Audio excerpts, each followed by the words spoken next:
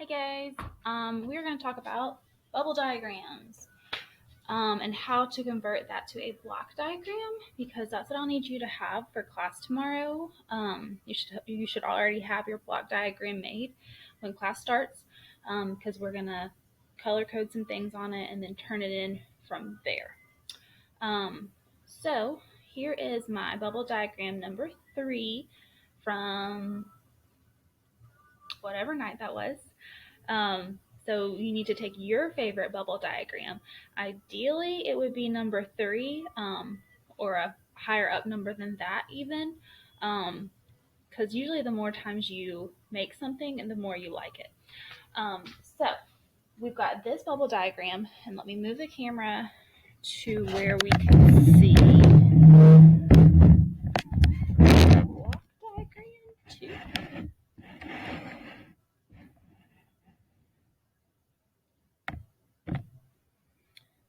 Supposedly you can see the whole camera when it's like this, but I can only see a circle, so I'm just going to assume it's right.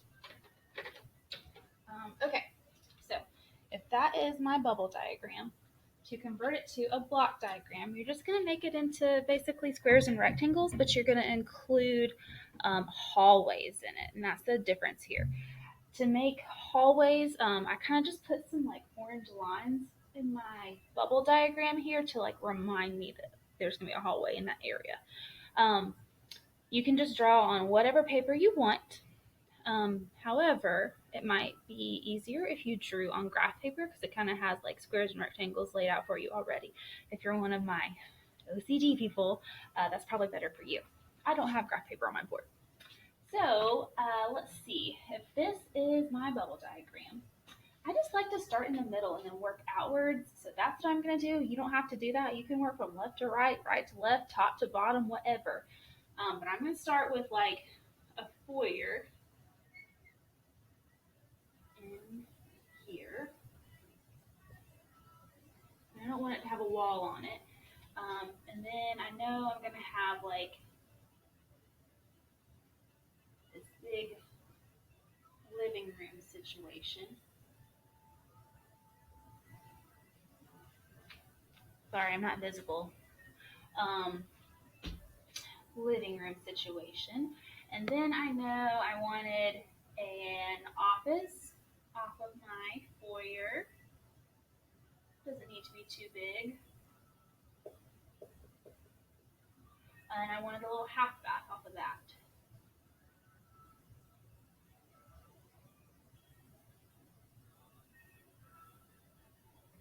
So I'm kind of already like creating a little hallway with this gap in between it. I know I want laundry behind that.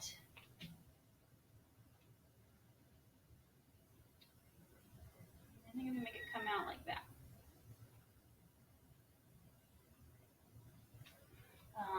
And then we had a mud room back there. I don't think I'm going to add it yet. All right, I think I'm going to make my kitchen fairly good size.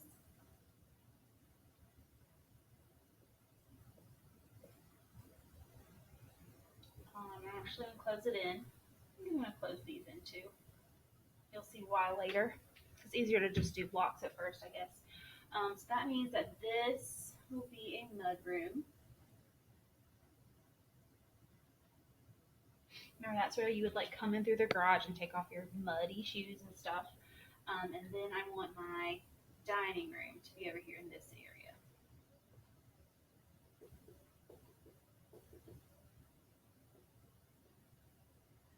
And then a garage can take up the side portion. So maybe like this much.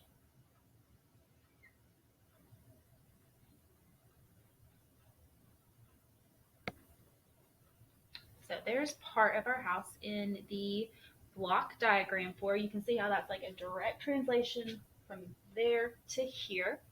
And you've added hallways and stuff. So now I need to add on the left side. So it looks like I have a kind of a closet and bathroom taking up about half of the living room area.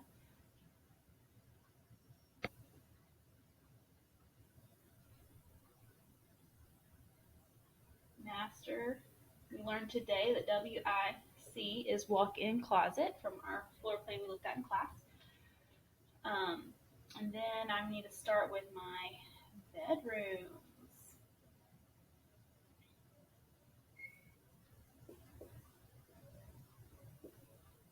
A little bathroom in between there.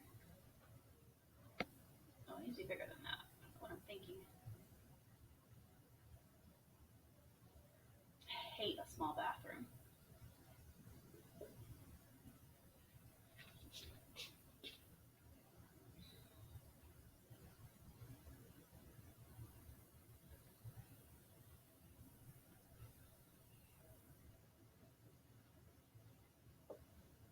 And then our master bedroom kind of fills in this back part.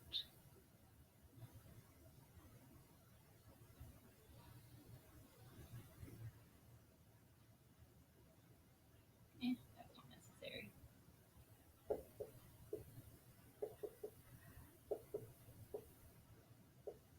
Okay, so we've converted the bubbles to a block diagram. Now I didn't leave any openings, and you do not have to do this. But if you want to, you could go back and erase some parts to show openings. Of course, I can do that really easily because I'm on a whiteboard and I can just erase it with my finger. But I might like keep a part of that open. I might keep a chunk of my foyer open. I might make this whole dining room's chunk open. I might make this whole kitchen chunk open. Wouldn't make any of that stuff open though. So you could do that. So I also see a little bit of an issue that I might want to change, and you can always make changes to yours. That's totally okay all the time. Remember how we talked about like supervision from a kitchen to a living room? I couldn't see anything from this kitchen to this living room, so I'm actually gonna change that. I'm gonna draw it in blue so you notice my change. I'm gonna make the wall of the laundry right there instead, so that there's a little bit of, you can see a little bit right there from the kitchen to the living room a little bit. You could also like move your half bath right here with your office. That would be another situation that would look like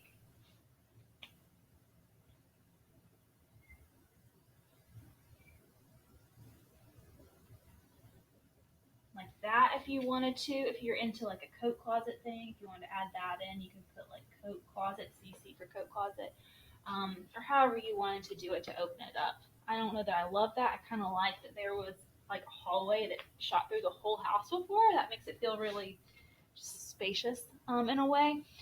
But it is totally up to you how you feel about that kind of thing. We're not going to need to really do too much about like doors and things, but we do need to draw them in just enough so that you can do your traffic patterns with them tomorrow. So the symbol for a door looks like if you did an L and an arc to connect it, basically. In some versions, the doors will look more like an obtuse angle. Some versions, you'll have it come out and the curvy part will have some little like legs sticking out of it. It just depends on your architectural style. I go for this style usually though. So stick in where doors would be for rooms for the purposes of doing our traffic pattern tomorrow. I will tell you that doors inside of a house, like in a hallway, they always open into the room. Because if they opened out of the room, someone could be walking down the hallway and you'd smack them in the face with your door. So we open them into the room. And they usually go in corners because if you put a door in the middle of a room, you can't do much with the walls on either side of the door because it's just, you just lost a lot of space. Like you couldn't put a bed there because you're only going to have like 4, 5, 6 feet. Front doors always open into the house because you're like welcoming someone into my home. You're not like, oh, back up and let me open my door, please. If that was a coat closet, half coat closet's always going to open out because they're not ever big enough for a door to open into them. That office, kind of a weird place to put a door, but that's what I ended up with. Laundry. Mudroom's going to have 2 doors, one to get into the kitchen and one to get in there from the garage. So that would be all my doors in this house. And that is the last thing you need to add to your block diagram. Have that ready for tomorrow. And then tomorrow we'll code some things up for you. But if you don't have this done, you can't do that in class. And it's pretty much pointless. So do your work, please. It's good stuff. Thank you.